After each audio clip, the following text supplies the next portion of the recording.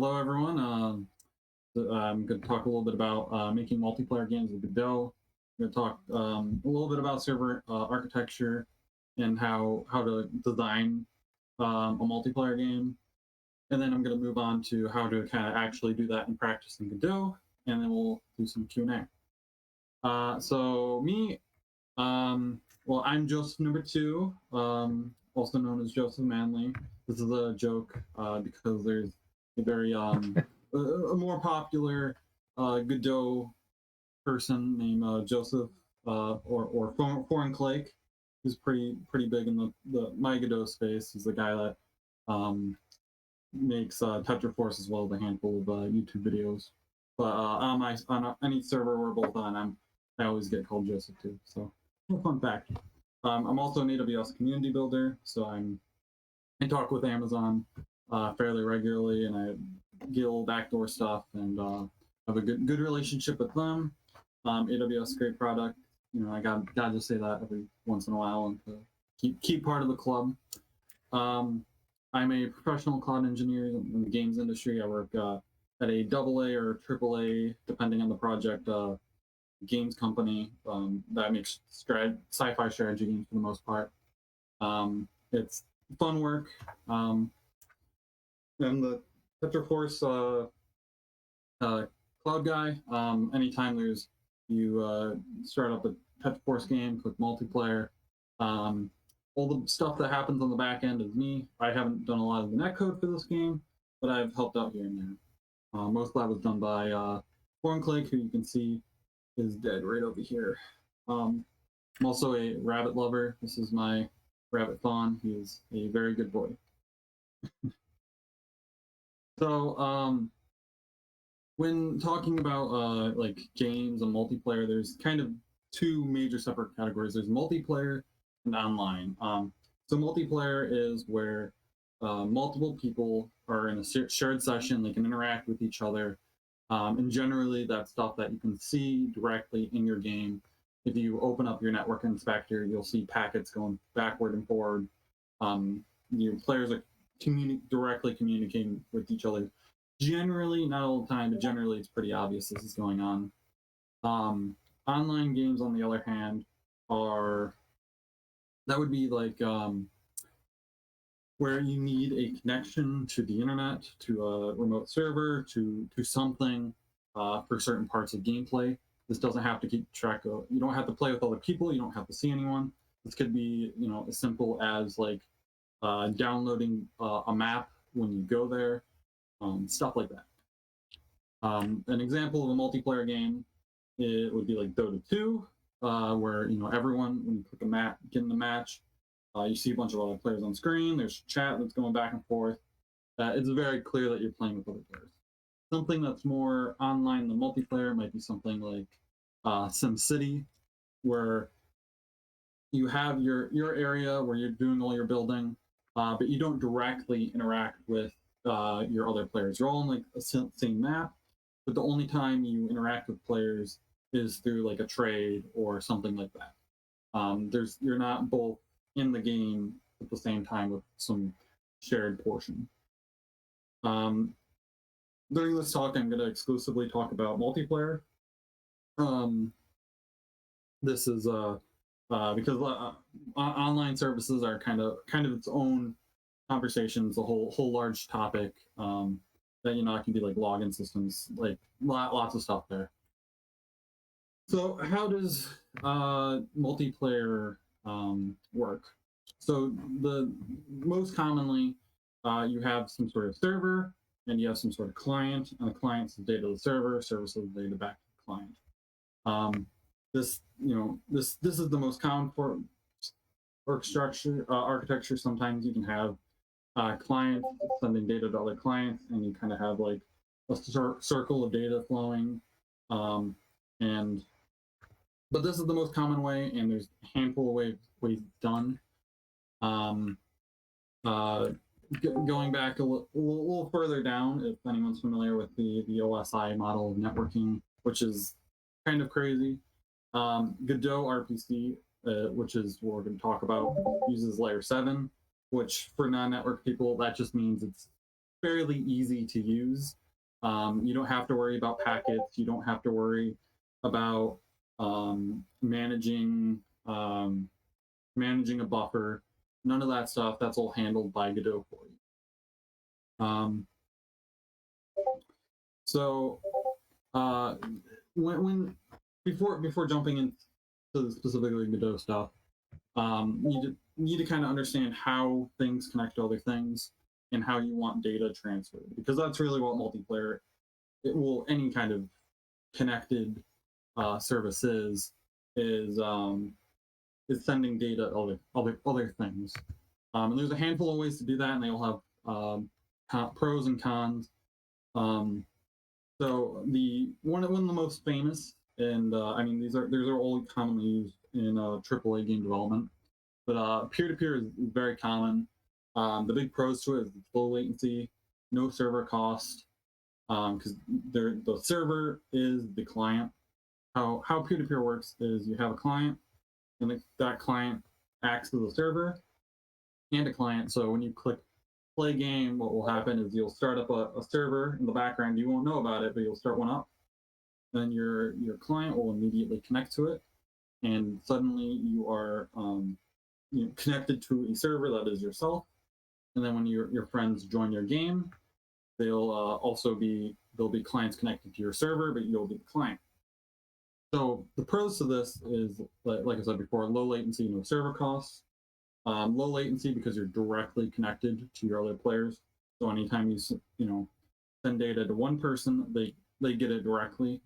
Though sometimes, and most commonly, there's one server that acts as the host. So if that server is, if most of the players are in like Canada or like Toronto area, but then there's someone over with me in America, they're gonna everyone's gonna suffer lag besides me because I'm the host.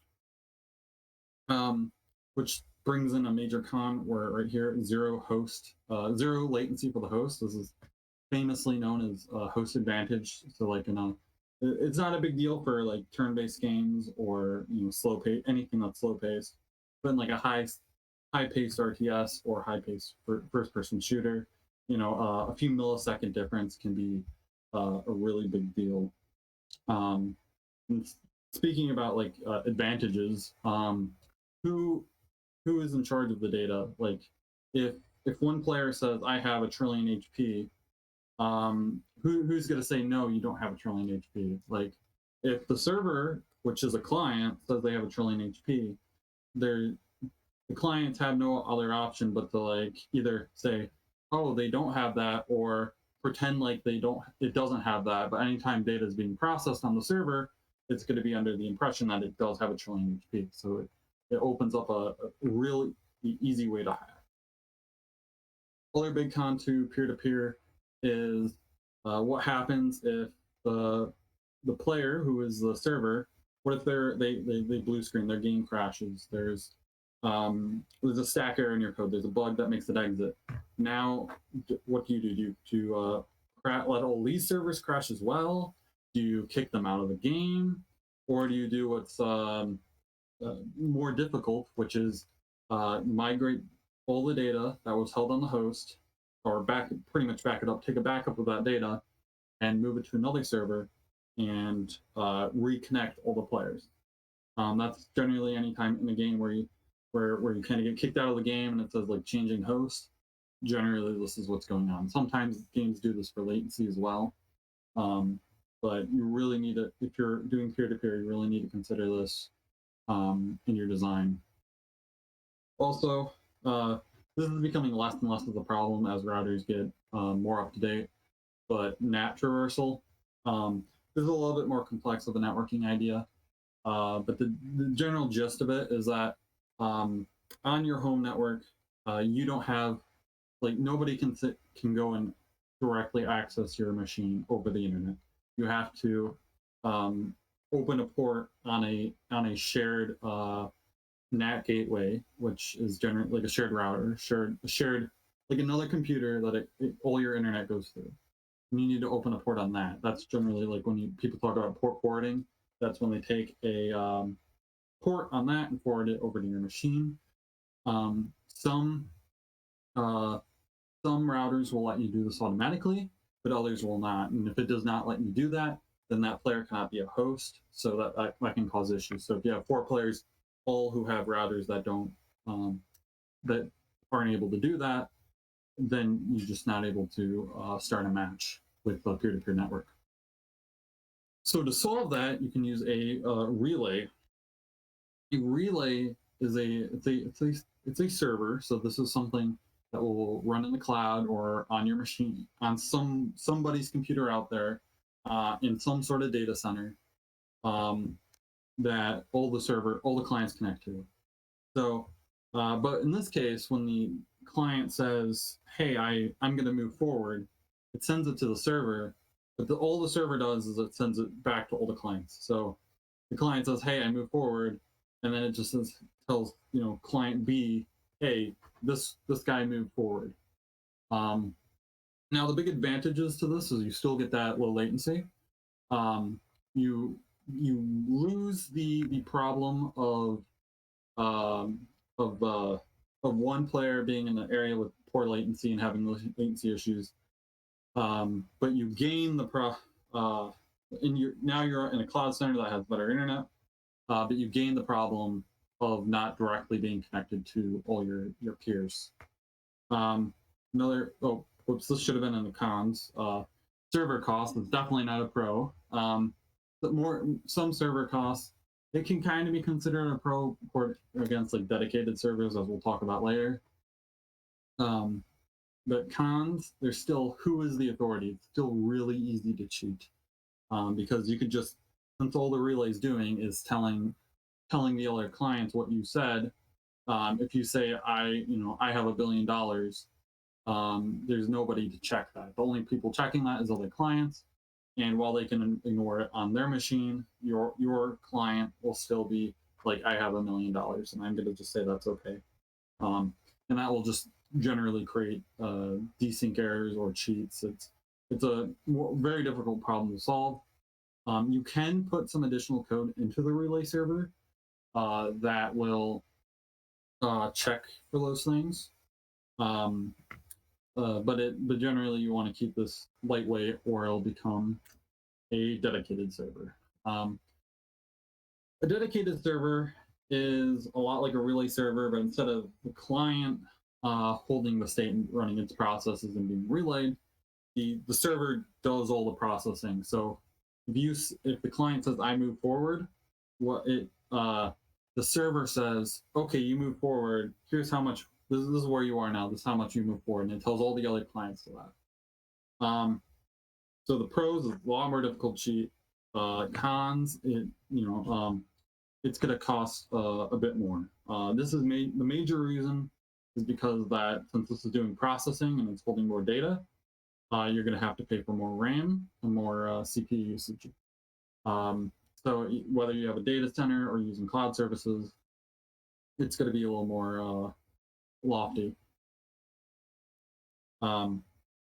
Throughout the rest of this, I'm mostly going to be talking about dedicated server architecture, as that's what I feel like is it can be the most useful for a lot of online for games as a service, which is kind of like the growing market.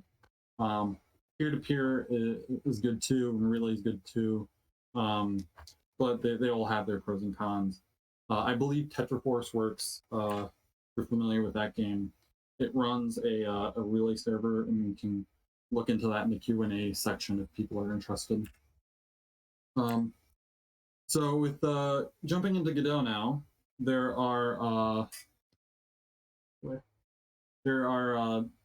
4 major keywords that are part of Godot RPC. There's remote sync, master, and puppet. We'll go into more detail a little later, but remote means a function that's called on a remote server or remote client. Remote sync means on the remote and on my machine as well. So both the client and the server and all other players. Then there's master and puppet, which master is like server and puppet is client.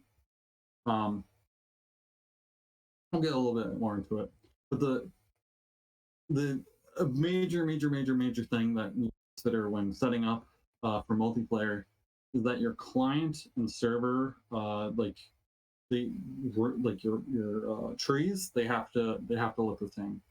So generally, you have some sort of lobby system that loads and starts the server and client. When you start up a game, it doesn't know whether it's a server or a client until you tell it. So whether that's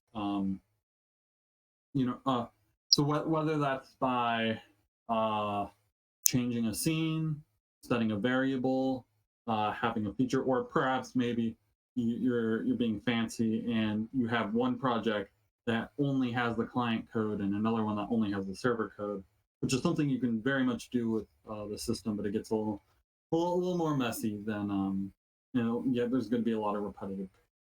But generally, the easiest and simplest way I found is create two scenes, one for a client, one for a server, and just have anything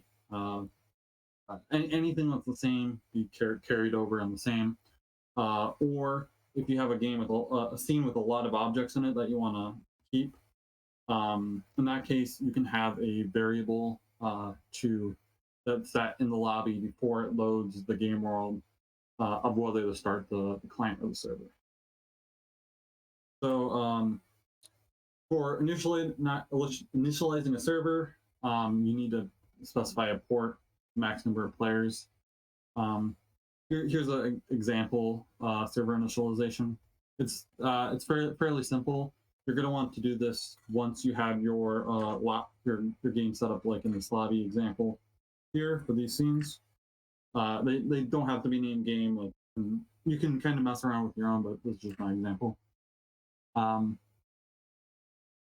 So you create your peer object. This peer object kind of works as your lower layer network that's in the background. So this can actually be switched out for WebSockets. Right here, this is multiplayer eNet. eNet is actually a UDP protocol that can be used to send reliable or unreliable packets, which is just fancy for saying it can send things. It's really fast, and it can make sure that your data gets where it needs to go. So creates a new peer object, and then it uses that peer object to create a server. Now, because this peer object here too could be used to create a client, that's why you specifically have to use call to create a server. You pass it your port, max number of players, and it'll all account for that. From here, you can use getTree.network peer, or you can use there's a set network peer function as well. We can jump a little bit more once we get into the demo portion of the talk about how to go about doing that. But there's function, or you can just set the creating a client is very similar. You still create your eNet object, but then use the create client function, which takes a server address, in this case localhost, and a port, which has to be the same as what was on the server here. And then you can set here's that set network peer I was talking about here instead of the equals, or you can use this equals to set the peer, and that will initialize the client. So when you do this, when you call this function for set network peer, it will actually connect to the remote. So if you don't have your tree set up properly, and it tries to call a node or a function that does not exist, an object that does not exist yet, it will throw an error in your output. I don't believe it will shut down your game, but it definitely will throw errors in the debugger. So now that we have a server, a client initialized, we can look at doing some stuff with it. So here is a very simple function. This is remote sync. So this is a remote on button pressed, where this would be like a function running on a server. So on the server, we'll have this is server code here. So on the server, when a button's pressed on the remote, it'll increment the number of times pressed, and then I'll update the label on. It'll call all machines with Rpc function. Rpc calls all machines. I think later I have Rpc ID, which is used to send to a specific machine. In this case, we're sending it to all the machines. The update label, to call the update label function with the input of the number of times it's pressed, which will then on all machines, because this is remote sync, because it'll call it on you and also me, the update label function, which will set the text to message, which was the number of times pressed. So this is remote sync. Might be a little confusing, especially without it working. This is actually using remote sync is actually what my demo is using. But I wanted to talk about master and puppet too, because it's also a very big way of doing things, and it's the way TetraForce does stuff. So I wanted to mention it. So puppet and master is like it's kind of like server and client. It doesn't have to be designed that way, but it's kind of well, it's more. Master is like the data processor, the person in charge of the data of that node, of that object. So this could be a player. A player could be a master of something. And if a function has the master on it, it's only called when it's the master node. If it has puppet on it, it's only called when it's not the master node. If that makes sense for RPC functions. So in this example, there is a function on the master. So like, let's say this is a player node. This player has a health bar on all servers, and on the let's say player one, they get hit by a weapon, and it calls their hit by weapon function. And the hit by weapon function is gonna call the take damage function on all other players by 10. And it's going to also call it on itself so that it shows locally. So the reason this is being called twice is because this is a puppet. The puppet function only calls on the puppet. And since we want this, since it's taking damage, we also want to show that on the same player. So demo time. If I go to, so I have a Godot project here, and I'll just kind of show what it is first. So I have three instances of this right now, and if I have a client and button server. If I click client, it will call that like start client function I showed earlier, and start server function. So I'll show that in the code too. But so if I start a server, you see it's a server here in the bottom. It has nothing. If I click client, there's a client here in the bottom, and then there's a 0 here. And I click increment, you notice on the server it's going up now as it's incrementing. So if I skip up to 12, and then if I join here on a client, it doesn't. I don't have any initialization code, so it's still going to be out of date. But if I click increment, it's going to set on 13, 14, 15 on all machines. So switch over here. See, it works pretty well. So jump into the code. We'll go step by step through what's called. So initially, the lobby code is, I have this lobby scene that's called on start, and this has just the client and server button. The client button is hooked up to a function called start client. Server's hooked up to a function called start server. And the lobby node at the top level just has this same script I kind of showed in the presentation, the start client, where it changes to the client scene and start server, which starts server.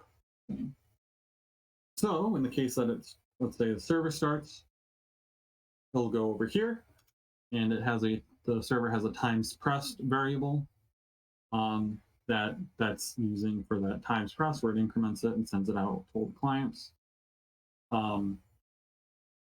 But here you can see the initialization function where it takes the peer, creates a new enet object that uses that enet object to create a peer, and then sets the network peer, which will start at the server. Then it has a function to process button press, and then as well as a remote sync function that's used to update all the labels, local and remote. Now, on the flip side, on the client, and I'll kind of walk back and forth on what's going on to compare the two because it can be a little confusing. But for the client, it initializes the init object, creates the client, sets the client, which at this point it connects. Then it has the on button pressed, which is hooked up to the increment button, which I will show here in the client. So here's the button. And you can see on the node here, it's connected to the on button pressed.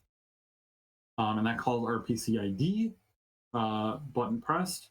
Now the RPC ID here, if we're calling one is always the server. So if you ever want to call a function on the server, use RPC ID 1, comma, whatever you want to do. So this is telling the server that somebody pressed the button.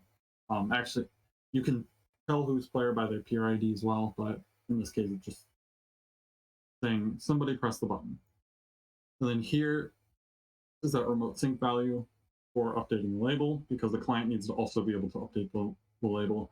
Though, as the client and server code for this can be different, or they can be the same. They just have to have the same name and type. Same name and types.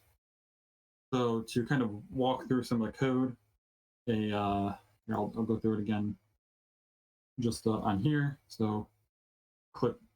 So we have a lobby, we have the buttons, click server, it loads the server scene, which creates the init object and sets it as the peer. And if we go over here to create client, we create a init object, connects to the server, set that as the peer. We click the increment button, and it's going to call the on button press function, which is going to make an RPC call to ID1, which is the server, and then on the server, it's going to get the function on button press is going to be called, which is going to increment the variable, and then call the remote sync function on all peers. So if we do the same thing here, hopefully it's making a little bit more sense now. But you'll notice if the server gets closed here, it doesn't do anything anymore. In fact, if this was a client, it's throwing it. If I had to log out, it'd be throwing errors because it's not happy right now. But it's not doing anything because it has no way to do anything because the server is no longer there. So let me close these guys.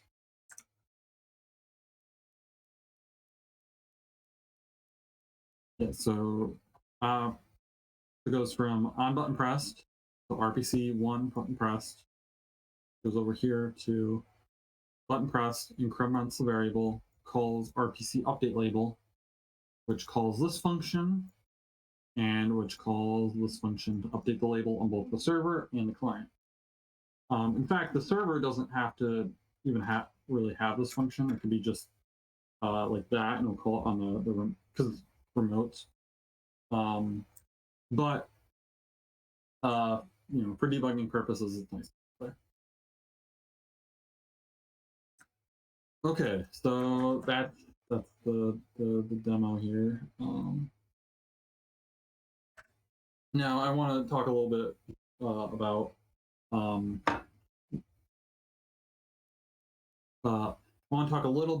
like best practices with building servers. So you only want to send relevant data if you have like a 2D Zelda game like TetraForce, for example, and one player is all the way on the left side of the map and another player is all the way on the right side of the map. They can't see each other. You don't have to tell them where each other. They don't have to tell each other where they are. They don't. Only the server needs to know that. The clients they don't need to know. If you have a Minecraft game and somebody updates a block 10,000 blocks away, you don't need to know about that. Avoid reliable init calls for rapidly changing data.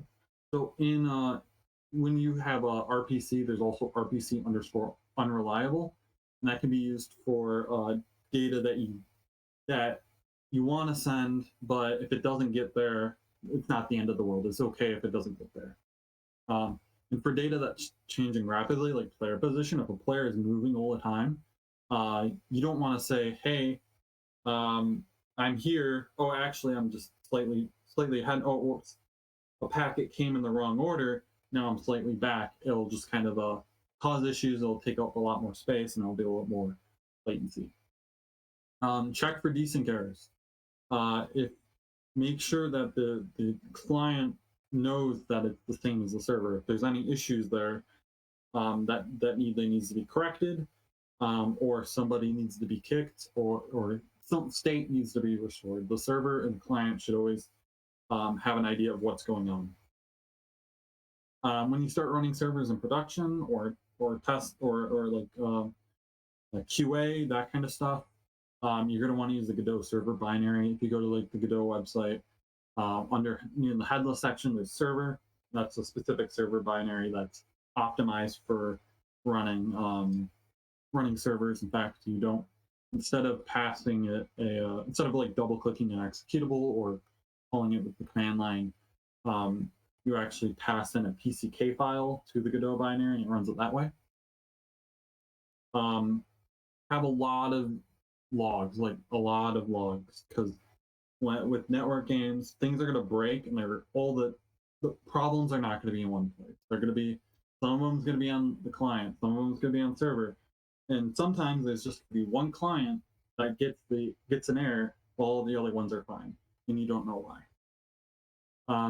Also, test remotely regularly.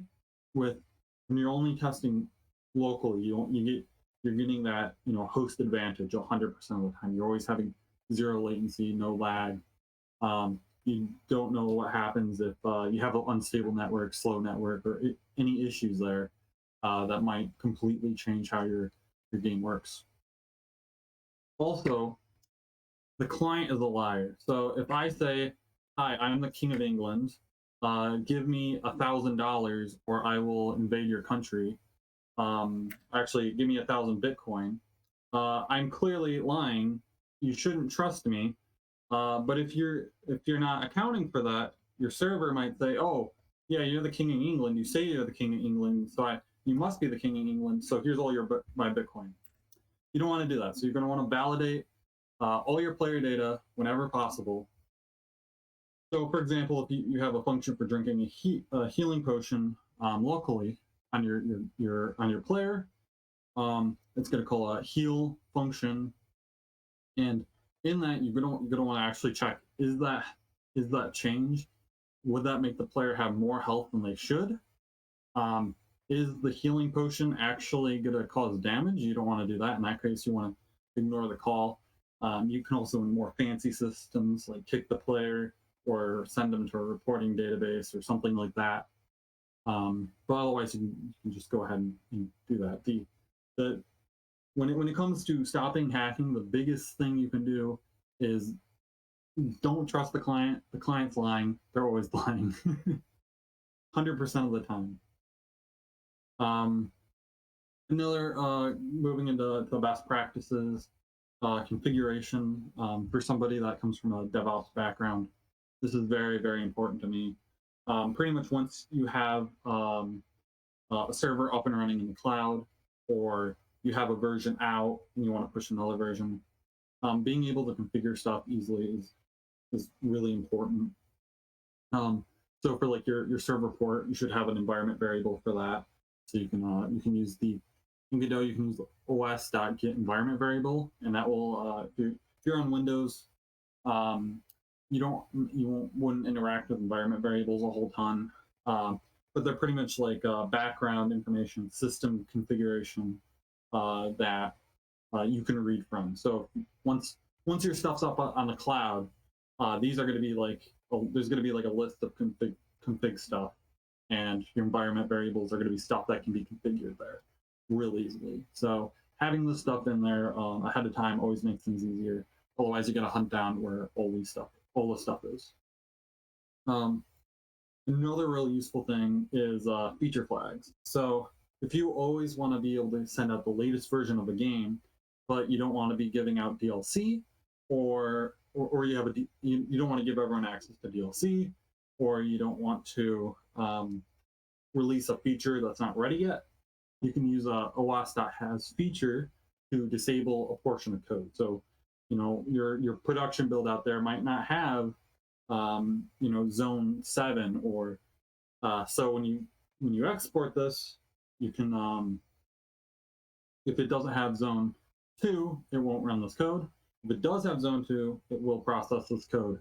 So in that case, you can use this for major networking changes, or if like you have a new thing that's coming in the next version of the game, you can use this, and this system is also makes it really easily to switch between different versions of your game for compatibility. It can be a pretty big lifesaver from time to time.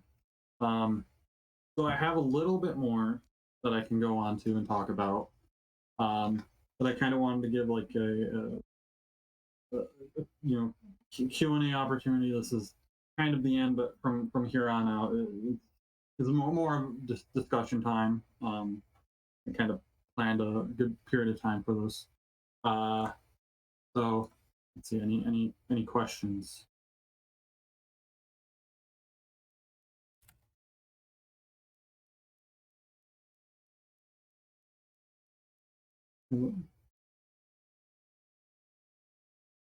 Yeah, cool.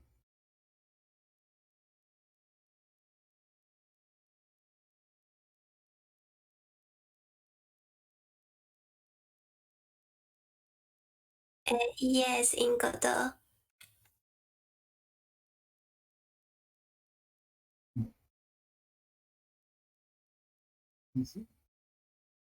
Oh yeah, yes. Good. Yeah, yeah. Let me. Okay, cool. So yeah, so here I'll share all this stuff after the meetup and everything. Well,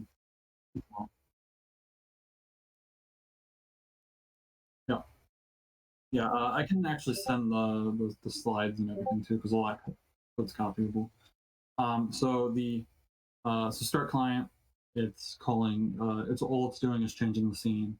Same thing for start server to a server scene. Oops, like that. So on the server, you can see here's this enet object that's being new instance for the peer, this new peer object, which is just an enet server. Enet network object, creating a server from that with a port and max number of players. Then it's setting that as the peer, which is and initializes and kicks off the start server process in the background. Now the button pressed here is called by the client, but it runs on the server. So it uses the remote because it's being called remotely, and it increments this time pass variable, and then calls update label, which is a remote sync value. So it calls it on itself as well as on the client, and it passes a string of the number of times it's pressed, and it just sets that to the label on both the server and the client. So on the client here, you can see this update label function is the exact same. That's because it's remote sync. It doesn't have to be the same, but it's the same in this case. It just has to have the same name and types. But you can see up here for the peer initialization, everything's the same besides the create client, where it takes in an address, a port instead of a port and number of players. Uh, yeah,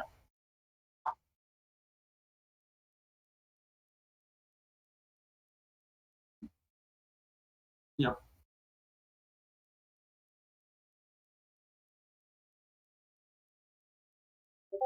yeah, yeah. Yeah. So let's say I have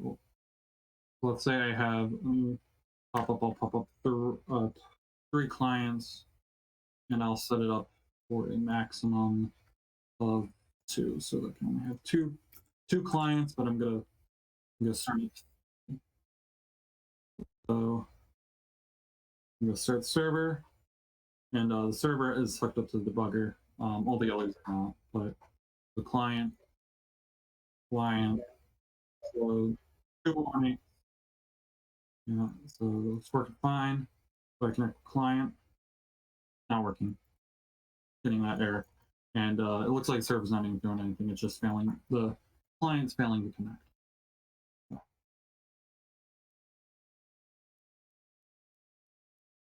Yep, that's yeah. So I don't have a one of the things. But let me see if I can pull up. I believe the Godot docs. Godot. I don't know if this has it on here. But yeah. See, there's a connect server connection failed. Disconnect. There's a ton of events that you can add in back for servers and clients. But in this case, in this example, I don't have that set up. This is yeah,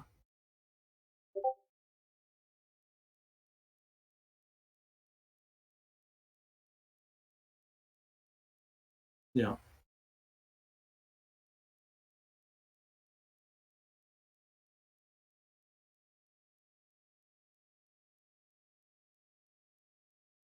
Yeah, yeah, and if you can always get lazy and just say, the client is, whatever the client's telling me is true, and I know I can say that because I know my clients are only my friends, so you can have only play with Steam friends or something, and if friends are messing around with other friends, I get that's you can put that onto their problem. That's their personal relationship that they're ruining. But it's not like any competitive thing. But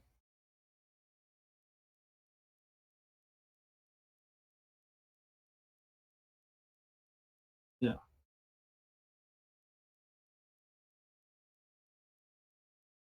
Probably no more questions. No. No. Oh, hi, nodding. I notice. I see you're here. Oh, maybe he's not here. Hi, I know I am here. Hello, Okay. hello. Yeah, I had to hop in. I thought it was great. Thanks. Appreciate it. Um. Yeah. So I guess one of the things I want to know here is that this can actually be plopped out for a web server object on both the client and the server, and I go server. Oh, was it I think I'm using the wrong object, but there is an object in here that you can just switch out with the enet, and it will do actually maybe it might be a singleton or something, but you can switch that out instead of using UDP. It'll use WebSockets, which comes down with which will work for HTML exports, but it uses TCP and can be a little slower. But if you're using TCP, that's also actually WebSockets is HTTP, so you get some massive advantages there with security. But um, it's another latency thing. Do you want how do you want things to work?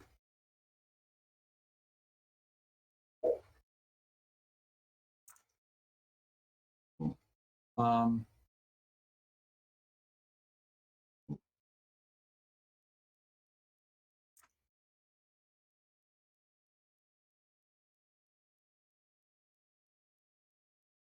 yep.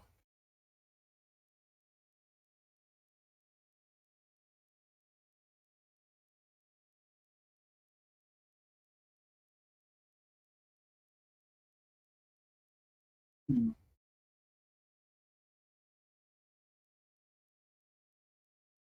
Yeah, again, is yeah. So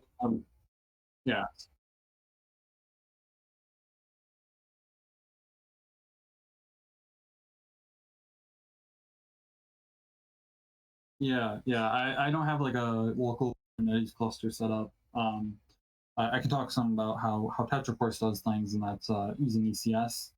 But I did actually have the the Gones docs here for open with the REST API client. So right now I'm actually working on a GDScript client that I'm hoping that gets pushed as the um, that'll be kind of like the GDScript way to interact with the Gones. I've been talking with some of the people that run the project over there. I'm hoping that'll end up working out. But for the uh, So, to explain what a GONE is kind of a little complicated. So, first there's Kubernetes. Well, first there's Docker. So Docker is like a virtual machine, like a fake computer that that's lightweight, easy to use, and it's like you can package your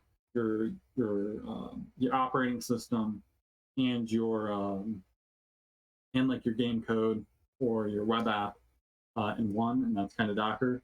And then Kubernetes is a way to place that dynamically on the cloud and scale it and make it run really well.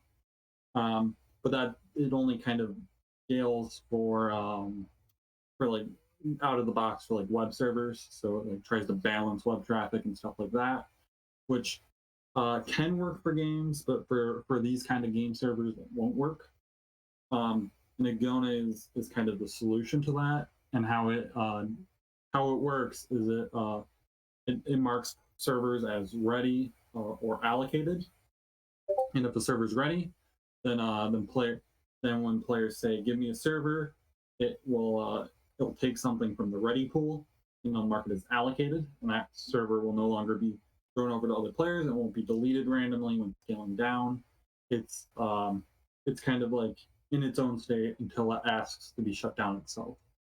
In Godot, there's not. You can either use a C++ library, or what's probably going to happen is you're going to use it in GDScript using a REST API call, which like I'm working on a client right now that hopefully make things easier for people, but it's not too hard to begin with. Like for a ready check, it's as simple as making a post request to the local host Agone port, which can be a little weird if you're not familiar with how like REST APIs work and how to set that up in Godot. I believe if I just like there's a HTTP. There's an HTTP request. We'll just call our object. You can use this to make a post request to that endpoint. Yeah, so that's kind of what that is. So you can use it to set your state as ready, and then you can self-allocate to or shut down.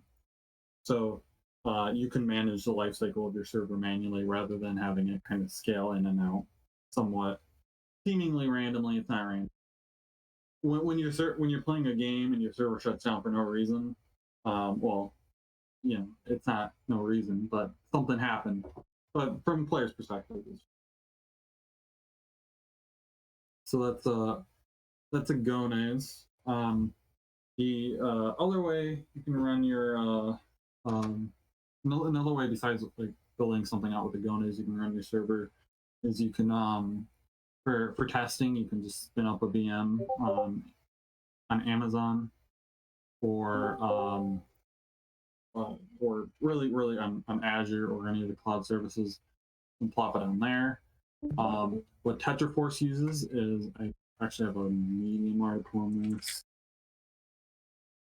You hear someone? Right here. Yeah, TetraForce uses ECS, which is like Kubernetes, but it's specifically just for it's like an AWS proprietary version of Kubernetes. So if you're a big open source person, probably not your go-to. You're probably going to want to use Kubernetes, but ECS works amazingly for TetraForce.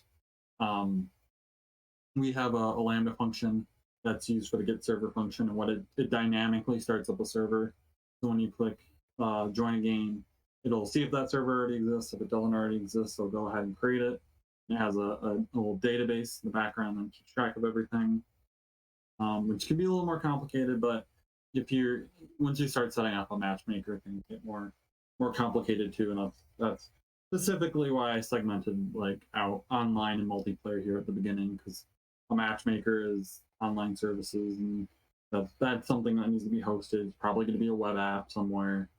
It's going to need a database and stuff like that. It gets a little more complex.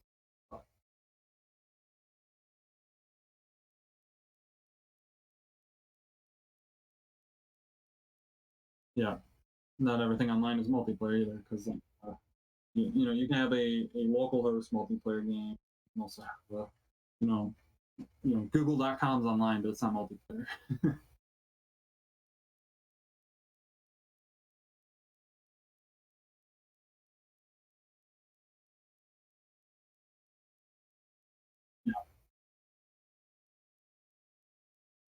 Yeah,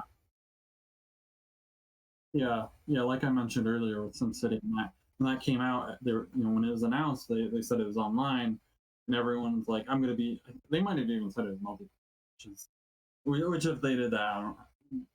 It, maybe on their back end, they have a bunch of dedicated servers that they're paying for some poor architectural reason. But you're not like directly playing with anyone. You're just kind of connecting to a server, loading a save file, and then playing the game. And then when you're done, you make that save file, and and then everything else processes it remotely.